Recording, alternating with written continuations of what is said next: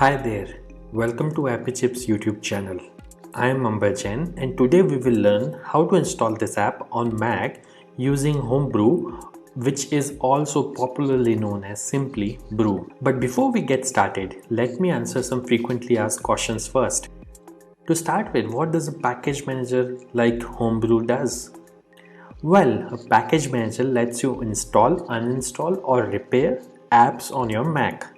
A package manager is very similar to App Store on macOS or Microsoft Store on Windows operating systems, except that a package manager uses commands that you type on Mac terminal to install or uninstall different programs.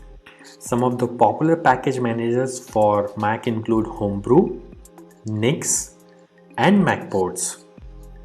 And if you are coming from a Linux background, you will feel at home with Homebrew, especially if you have used package managers like apt, pacman, yum, etc. on Linux based operating systems. Next up, is it safe to install the Mac apps via Homebrew? Short answer, yes. In fact, Homebrew is the most popular and thus most widely used package manager on macOS. Moreover, Homebrew is a non-profit member of Software Freedom Conservancy Foundation, also known as SFC Foundation. Many other open source projects like Git, BusyBox, Samba, Wine are all part of this Software Freedom Conservancy organization. Also, you might be surprised to know that Homebrew is the most forked project on GitHub and it has the largest number of contributors on its GitHub repository. Many devs at organizations like Google, Apple, Dropbox, Stripe, etc. use Homebrew to set up different development environments on their MacBooks and iMacs. Next question. Can you use Homebrew to install programs on Apple Silicon or more popularly known as M1 MacBooks? Again, yes. Starting version 3.0 of Brew, Apple Silicon is now supported on Homebrew.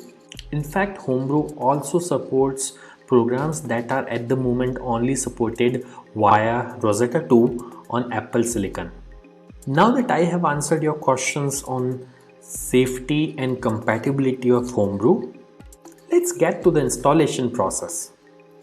Before we can install anything using Brew, we need to install the package manager itself, that is Homebrew, on your Mac. So let's see now how can we install Brew on Mac. Let me open my Mac here. First, you need to press Command and space on your keyboard. This will open Spotlight Search on your Mac. And then you have to type terminal.app. You will see this terminal app. Simply double click on it to open terminal. Let me maximize this terminal window. Now we need to copy paste the command to install Homebrew from the Brew website. So open your web browser and simply go to the website brew.sh. Once you are on the website, you will see this section called Install Homebrew, which has a command that you can simply copy by clicking on this button over here. Once it is copied, you have to go back to terminal, right click, paste. Now that the command is copy paste over onto this terminal, press enter. This will start Brew installation. Now it is prompting me to enter my user's password on Mac. I am going to type the password now, but it won't be visible on your terminal. Once you have entered the password, simply press enter, and if the password is correct, the script will continue. Now it is saying press return to continue the installation. I'll press enter here, and this will start the installation of Homebrew on my Mac. Let's wait for this to finish. As this message here says, installation successful. So that's it. Brew is successfully installed on your Mac now. Now before we proceed, I would like to highlight that Brew collects anonymous usage data via Google Analytics. As you can see on this page, if you want to opt out, you can simply run this command brew analytics off and press enter, which simply disables the anonymous usage data collection on your Mac. Now let's update the package database locally by pulling the metadata of the latest packages on a local map from the central brew repository. This should typically take less than a minute to complete depending on your internet connection speed. To do so, simply type the command brew update and press enter. As you can see, my local brew database is already up to date because I just installed brew on my system. Now to install the app, let's run the brew install command. Mind you, if during installation, if you're prompted to enter a password, enter your Mac user's password to continue.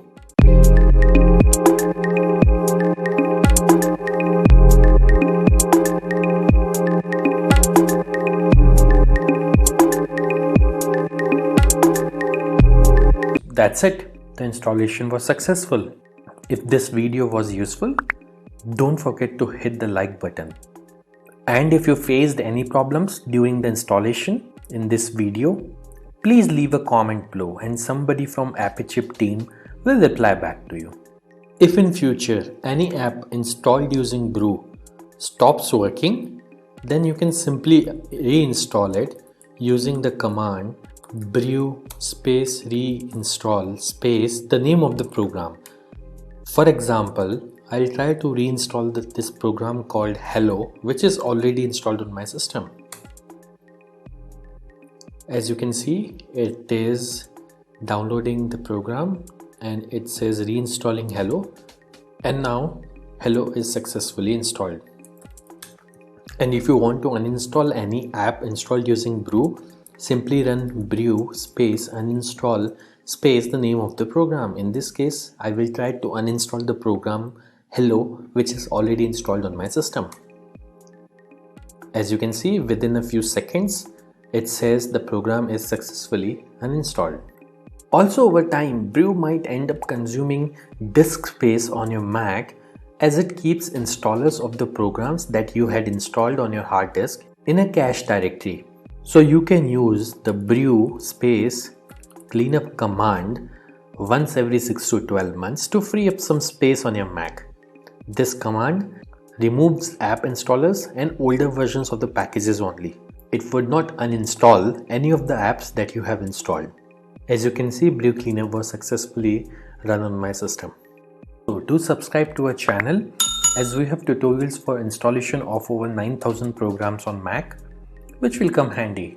If you need to install other apps on Mac in future, chances are that we have got it covered already.